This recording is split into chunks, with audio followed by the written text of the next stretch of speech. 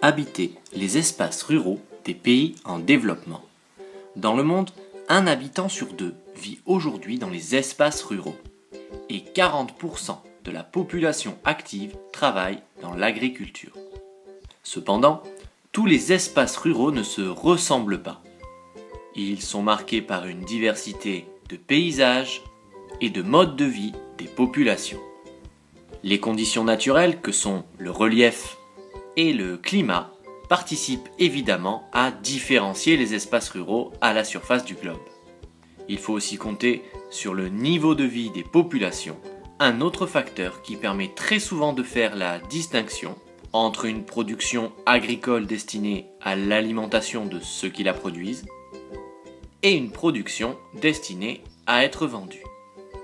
Dans cette capsule, nous allons aborder les espaces ruraux des pays en développement, ceux qui disposent des moyens les moins importants pour faire vivre leur population. L'agriculture des pays en développement est essentiellement vivrière, c'est-à-dire que la production est destinée à la consommation dans le pays même. Elle est parfois même de subsistance et dans ce cas-là, la production composée essentiellement de céréales et plus rarement de quelques fruits et légumes est dédiée à une consommation locale. Elle est produite et consommée par le paysan et sa famille. Cette agriculture vivrière est peu productive, c'est-à-dire qu'elle ne permet pas des rendements importants. Les travaux agricoles sont pour l'essentiel réalisés à la main et les apports d'engrais ou de produits phytosanitaires tels que les désherbants sont rares. Alors, pour répondre aux besoins de leur famille, les paysans ont développé des techniques variées. Rotation des cultures, culture en terrasse ou encore irrigation en sont des exemples. Ces techniques permettent de diversifier les productions et d'augmenter les rendements. Mais les espaces ruraux ne se limitent pas aux surfaces cultivées et comprennent très souvent des villages qui abritent les paysans et leurs familles.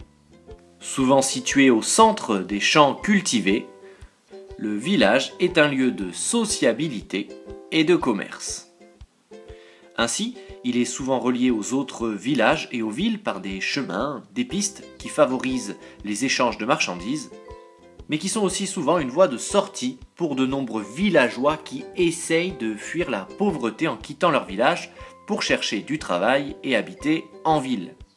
C'est ce que l'on appelle l'exode rural. Si le portrait dressé à l'instant laisse une large place à une agriculture traditionnelle, dans certaines régions du monde, l'agriculture se modernise et la mécanisation est mise au service des cultures d'exportation telles que le cacao, le café, le sucre ou encore les bananes.